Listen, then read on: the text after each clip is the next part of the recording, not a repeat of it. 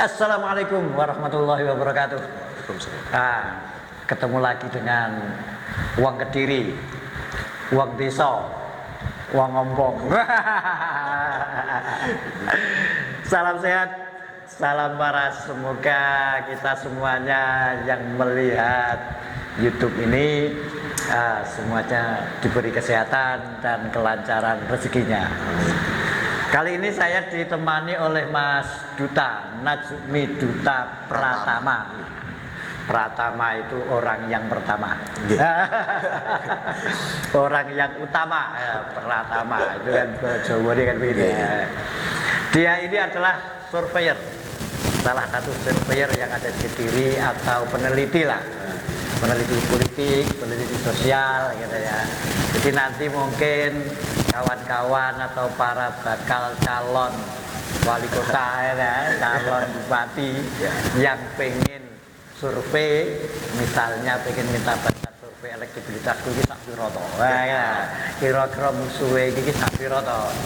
Piye to carane memenangkan. Nah, mungkin surveinya bisa minta bantuan kita. Dia punya tim itu. Ya, gimana kabarnya Mas Rojo? Alhamdulillah Pak. Lancar sehat. Alhamdulillah ya, saya penting sehat. Yang penting. Alhamdulillah. Kali ini saya dengan Mas Duta mau bicara soal politik. Nah, kebetulan lagi anget-anget ini. Naik. Ya. Semua orang sedang bicara soal politik. Pilkada khususnya, tapi ini mungkin kita lebih banyak fokus Kediri kan ada dua, kota Kediri dan kabupaten Kediri. Cuman karena dinamikanya tampaknya yang sudah agak mulai naik itu kan di kota Kediri.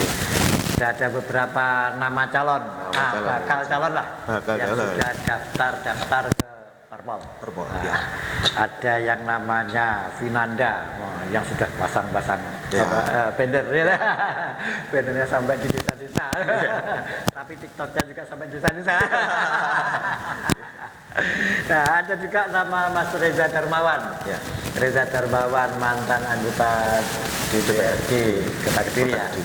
Ada juga seorang dosen namanya dosen Ari Purwanto, dosen di Surabaya yang daftar di Gerindra gitu.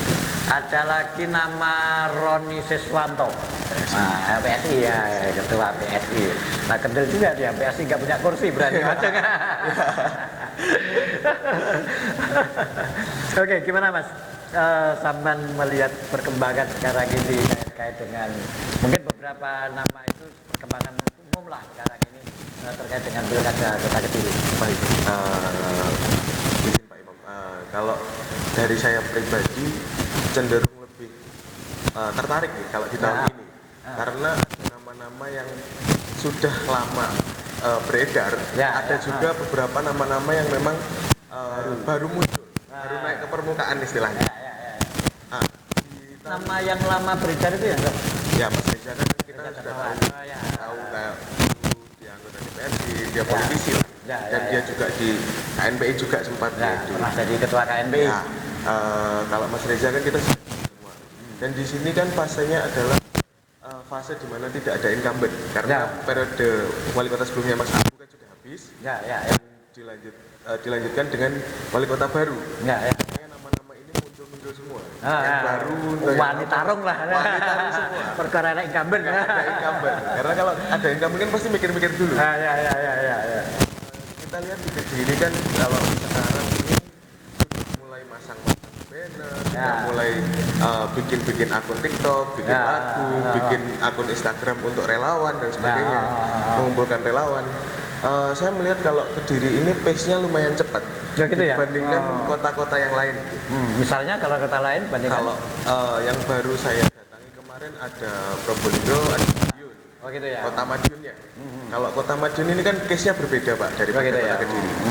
Kota Madiun ini waktu saya survei ke sana posisi adalah incumbent. Masih ada incumbent. Ada incumbent yang sangat-sangat kuat. Beda kalau di Kediri kan incumbent yang sangat kuat sudah naik nih Pak. Sudah pindah jadi DPR. Sudah berhasil masuk. Sudah nggak boleh naik lagi lah. Menembus ke Jatim lah. Ya. Berarti kan harusnya lebih seru, lebih menantang dan lebih menarik di sini. Karena ada ruang kosong gitu ya. Adu strategi antara mesin politik partai, entah dari struktural politiknya dan sebagainya. Ya, ada beberapa nama yang sekarang ini yang sampai dengan sebutkan baru ya artinya. Yang baru misalnya ada nama Nanda, ada nama Roni Siswanto, ada nama Ari Purwanto, itu baru. Nah, yang dosen itu juga baru-baru.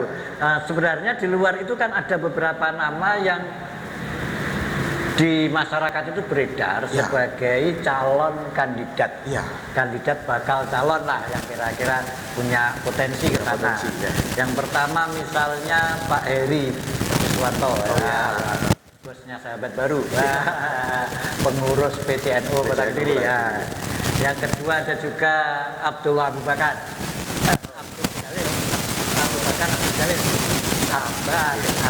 Abdul itu juga sering disebut oleh warga punyakan lah, punyakan untuk misalnya maju wali kota.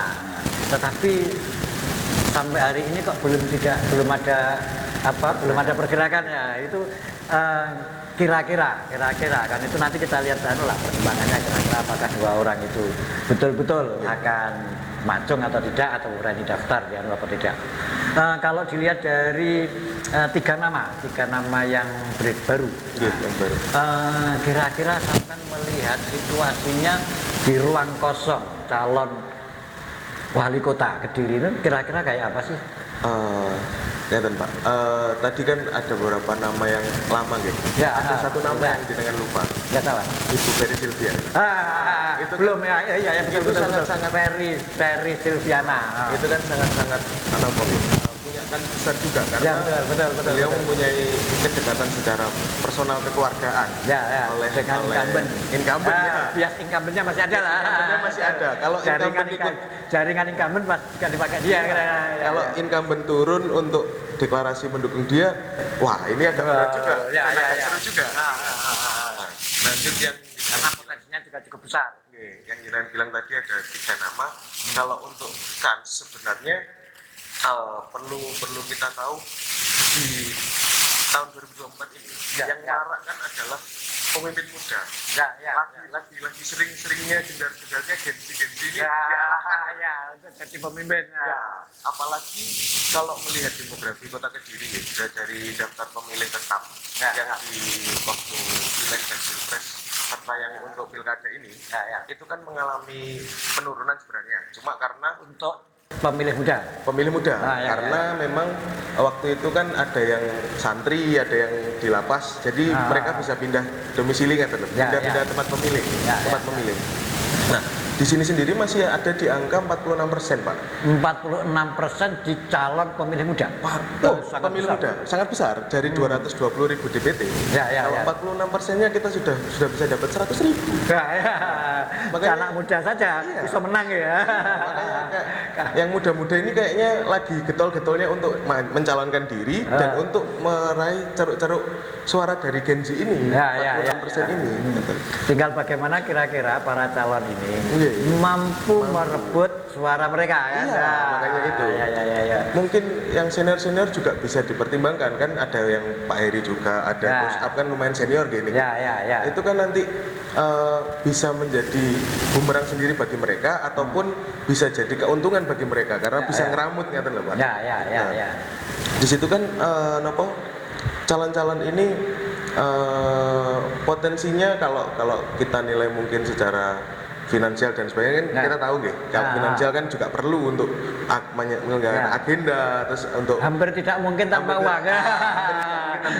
Kadang-kadang banyak juga yang meyakini bahwa siapa pemegang uang terbanyak, pembuang uang terbanyak dia adalah yang benar, bukan pemilik uang ya. Kadang punya uang nggak berani buang aja, gitu. Jadi bisa juga jadi bumerang, bisa juga jadi senjata dan potensi. Kalau dari saya seperti itu, Pak. Nah, gitu ya. Ada sebagian orang yang menganggap bahwa kelompok muda ini dinilai satu sisi kurang pengalaman.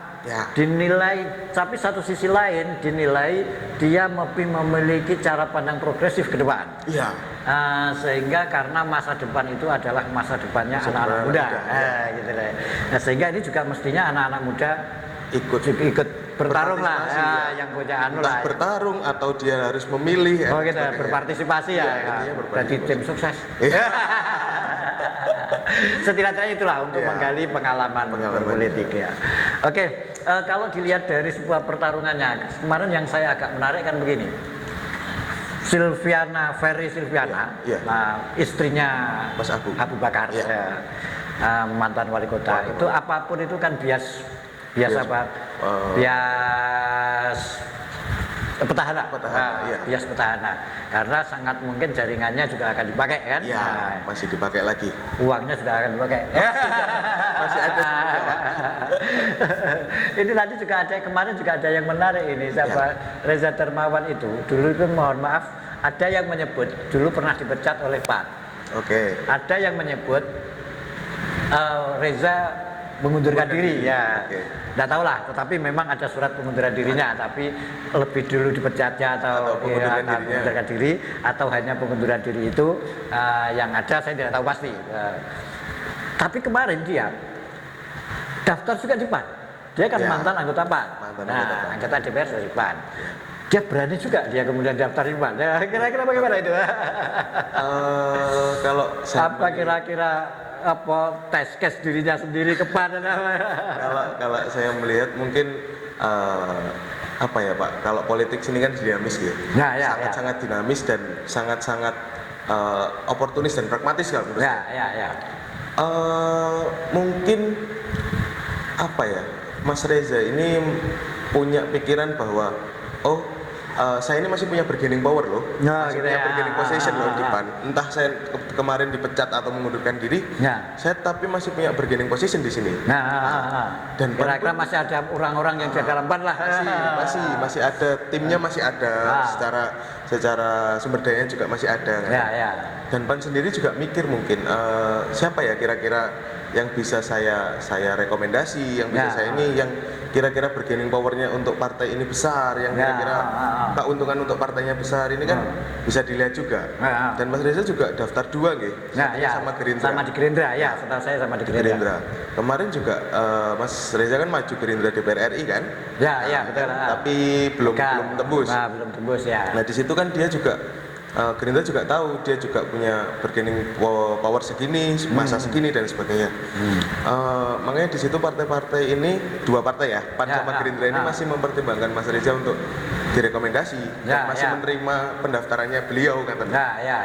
Karena mereka juga menilai, ini kalibernya sudah lumayan besar, sudah punya masa, sudah ada SDM, sumber dayanya, sumber daya apapun, pengalaman sudah ada. Kayaknya bolehlah ditampung dulu kan. Entah nanti dikeluarkan atau tidak, nanti tunggu mungkin Agustus atau September gitu. Perubahan pendaftaran kan sekitar itu. Mungkin kayak gitu Pak. Oke, itu masih dinamika perkembangan nantilah kira-kira. Di sini kalau dilihat dari tahun ke tahun di pilkada Kota Kediri, hampir selalu misalnya kekuatan NU, itu selalu dipertimbangkan. Siapapun wali kotanya, kekuatan NU selalu dipertimbangkan. Tetapi sejauh ini belum pernah, mulai dari reformasi sampai sekarang, belum pernah ada wali kota itu yang datangnya dari NU. Kadang yang murni lah katakanlah gitu ya. Kadang-kadang selalu wakil. Terakhir kan Bu Lili, almarhum Bu Lili itu kan jadi wakil juga. Tapi belum pernah orang NU jadi wali kota Kediri ya. Menurut sampean sebenarnya kekuatan NU itu kira-kira seberapa besar sih? Kok nggak berani? Atau mungkin dia tidak ada keyakinan atau dia sumber daya pendukung yang lain begitu misalnya? Kalau menurut saya, kalau Kediri ini sangat heterogen Pak. Sangat heterogen ya. Memang jumlah untuk pemilih NU ini besar. Tapi tidak memungkiri juga jumlah pemilih yang mungkin dari Muhammadiyah juga besar. Karena Muhammadiyah ini kan juga Napa nggih?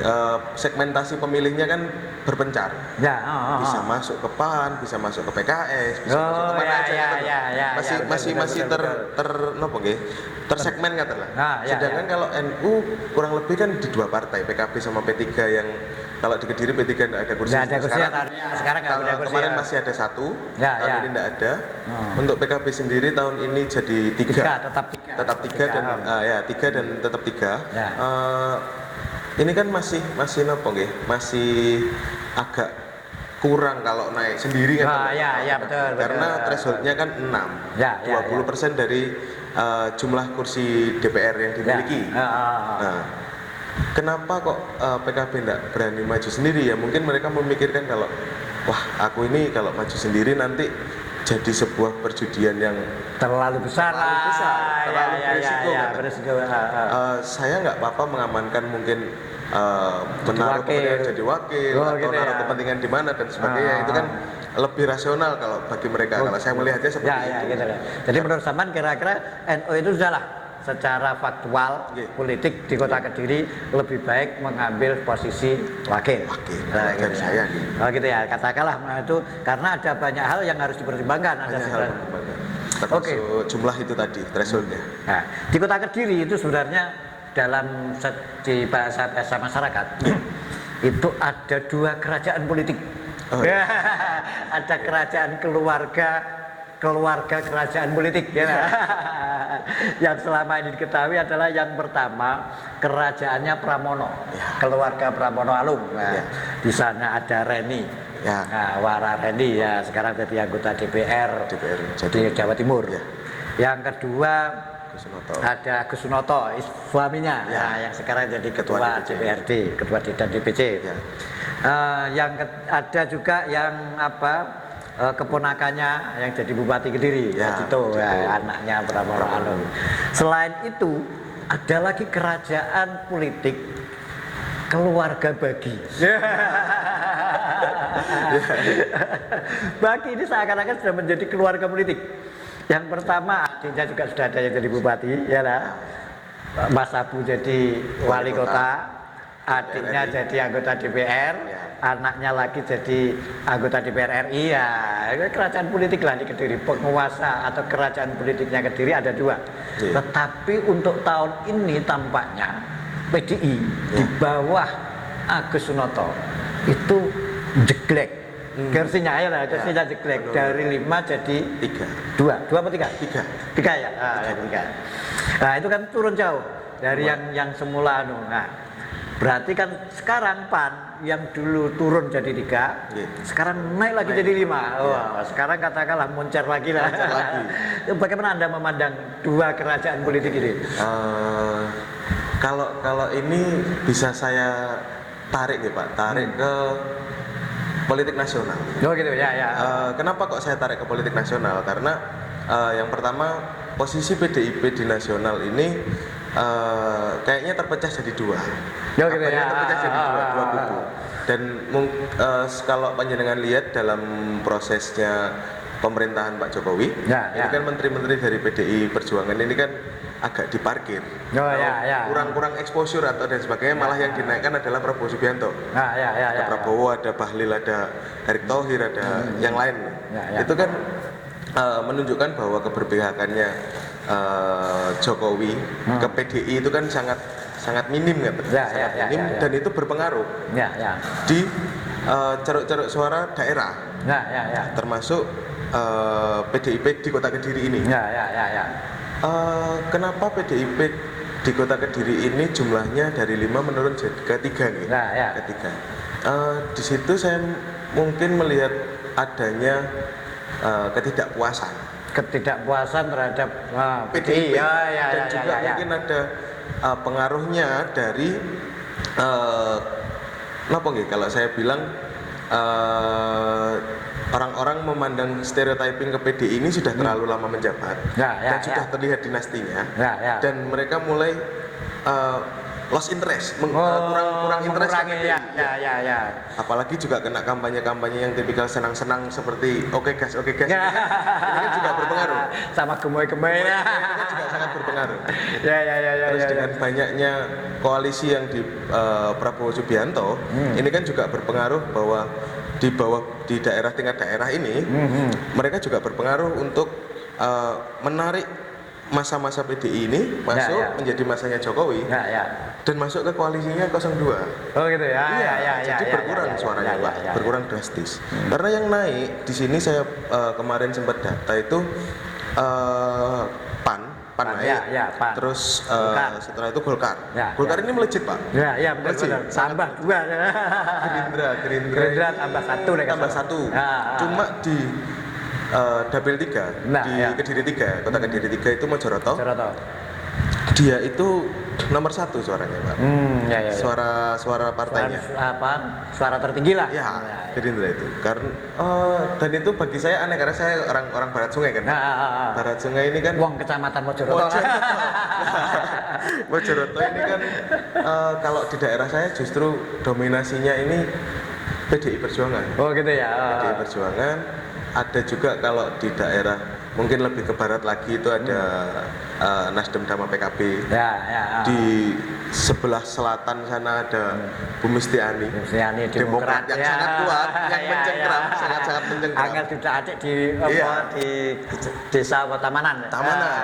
Di Tamanan ini sangat mencengkram. Terus ada juga di sebelah utara itu ada Pak Pujiono Hanura. Itu juga sangat kuat, Pak Yasin dan sebagainya. Kalau Pak Wiko kan memang sudah mengakar ya. Sudah mengakar. Kira-kira kalau lihat dari peta perkembangan sekarang ini, menurut sampean, PDI keluarga Pramono lah, kerajaan politik Pramono, keluarga Pramono, itu untuk momen pilkada ini, pada momen pilek pemilihan legislatif, dia akan turun, kursinya turun.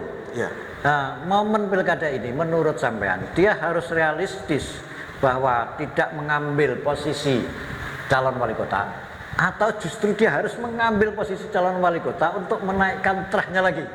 Kira-kira apa Pak? Ada 2 pilihan kan. Kalau saya untuk mengangkat lagi, saya harus jadi wali kota. Kalau lihat situasi, atau dia harus realistis, wah karena lihat situasinya aku lagi turun, wes aku tak pakai lagi, atau gak usah macam sama sekali. Kira-kira kan ada 2 alternatif itu. Kalau saya bisa maju sendiri Pak. Bisa maju sendiri karena PDIP 3 nanti mungkin kalau ngelihat politik nasional berarti kan gandengannya kurang lebih sama Nahdien gitu. Nahdien berarti PKB katakanlah. Kalau PKB juga 3 juga. 3 kan juga cukup. Dengan proses kampanye yang mungkin lebih baik dibandingkan koalisi yang mungkin lebih gemuk. Kayaknya masih bisa ngangkat lagi deh.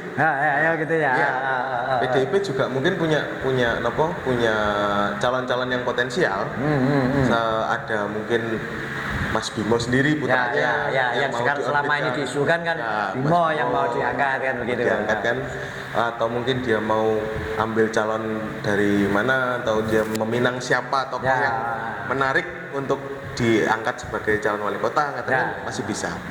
Kalau kulihat keluarganya Bagi, kerajaan keluarga Bagi, kerajaan politik keluarga Bagi, kalau untuk tetap itu ya kira-kira paling ya. Paling ya pasti Pak, karena apa nih?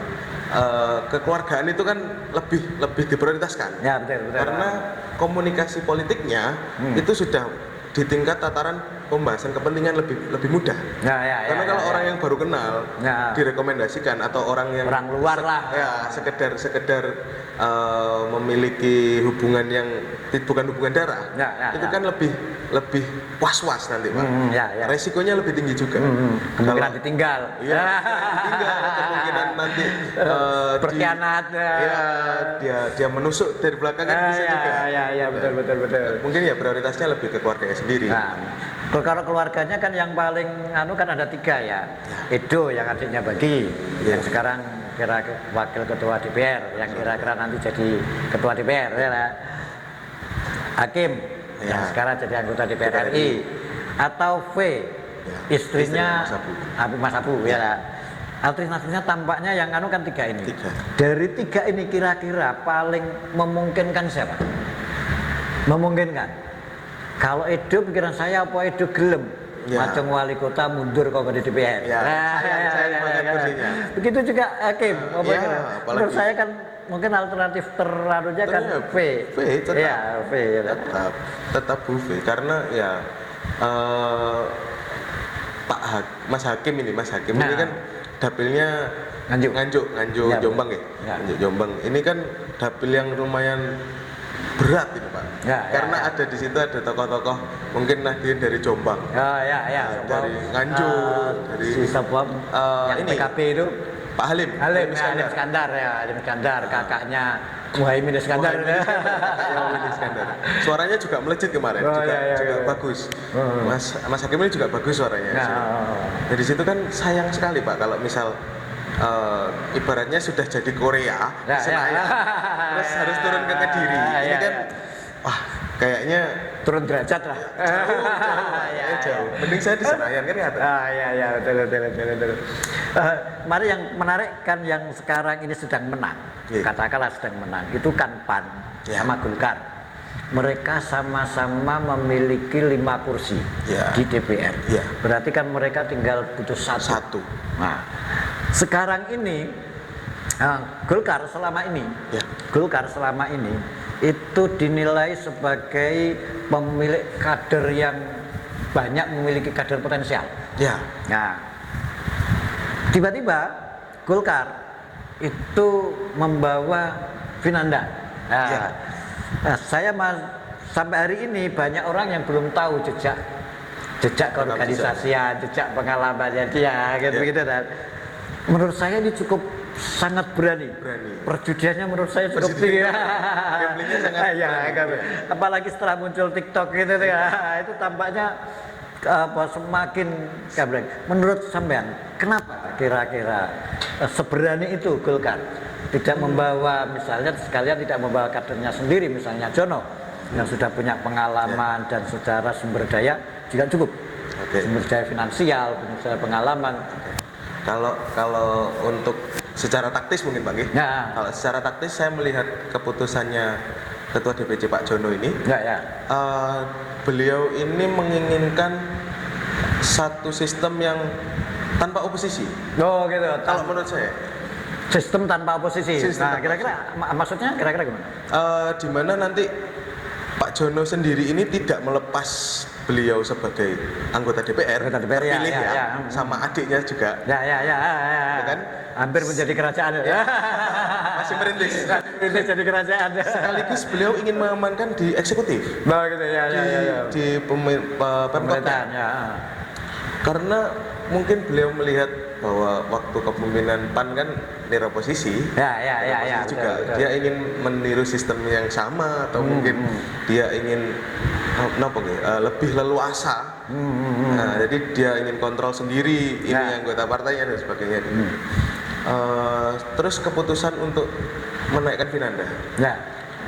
Nah, kalau menurut saya ya kader-kader potensialnya Golkar ini memang lagi ditaruh di legislatif.